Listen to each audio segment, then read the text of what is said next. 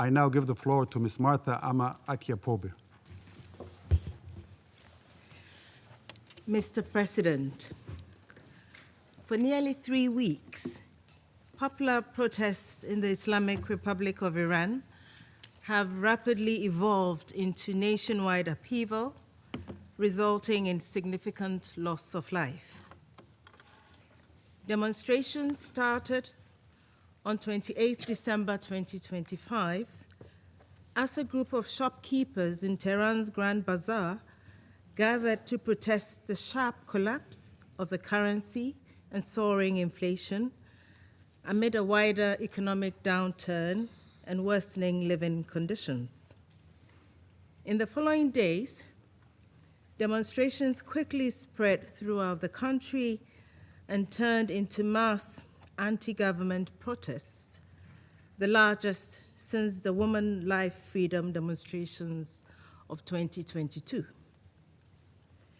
Protesters voiced grievances that went beyond long-standing economic and financial hardships. Marchers called for the downfall of the government and demanded freedom, dignity, and human rights, with some protesters chanting pro-monarchy slogans. The protests were initially peaceful, with scattered clashes between protesters and security forces, according to reports by the media, observations of our United Nations colleagues in the country, and accounts by the government of Iran. However, on the evening of 8th January, protests spread throughout Tehran and major cities.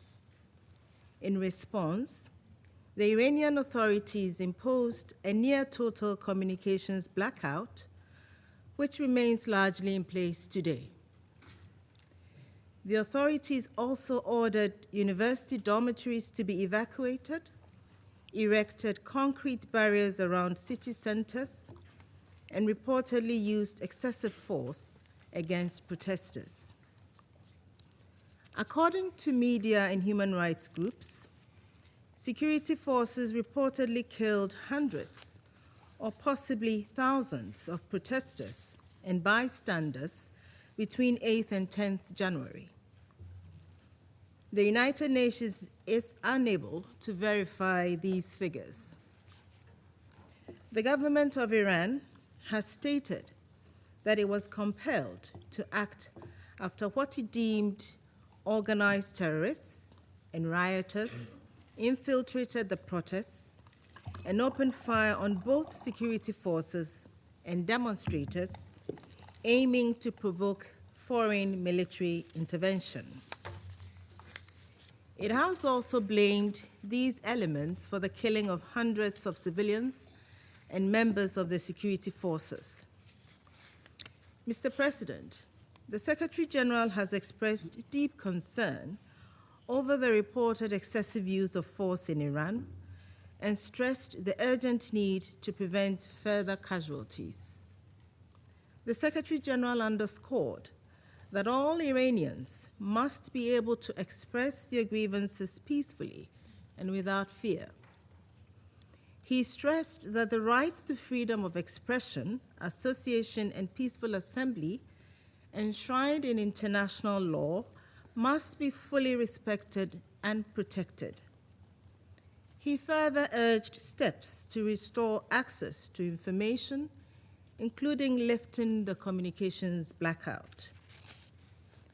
Human rights monitors report mass arrests in Iran in connection with the current wave of protests, with estimates exceeding 18,000 detainees as of mid-January 2026, although the UN cannot verify these figures. We call on the authorities to respect due process and fair trial rights for all detainees. All must be treated humanely and allowed access and visits by their families.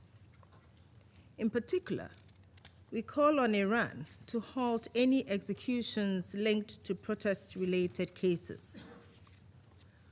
All deaths should be promptly independently and transparently investigated. Those responsible for any violations must be held to account in line with international norms and standards. Mr. President, the situation in Iran is fluid and deeply concerning. Protests continue, albeit reportedly at a smaller scale than last week. In this context, we note with alarm various public statements suggesting possible military strikes on Iran. This external dimension adds volatility to an already combustible situation. All efforts must be undertaken to prevent any further deterioration. The Secretary-General remains convinced that all concerns regarding Iran, including those related to the nuclear issue and ongoing protests, are best addressed through diplomacy and dialogue. He urges maximum restraint at this sensitive moment and calls on all actors to refrain from any actions that could lead to further loss of life or ignite a wider regional escalation. Mr. President, the Secretary-General reaffirms the principles of the Charter, including the obligation of member states to settle disputes by peaceful means and the prohibition of the threat or use of force in international relations. These principles are not abstract ideals. They are the bedrock of international peace and security. They remain as relevant today as they were when the United Nations was founded. Thank you. I thank Ms. Pobee for the briefing. I now give the floor to Ms. Masih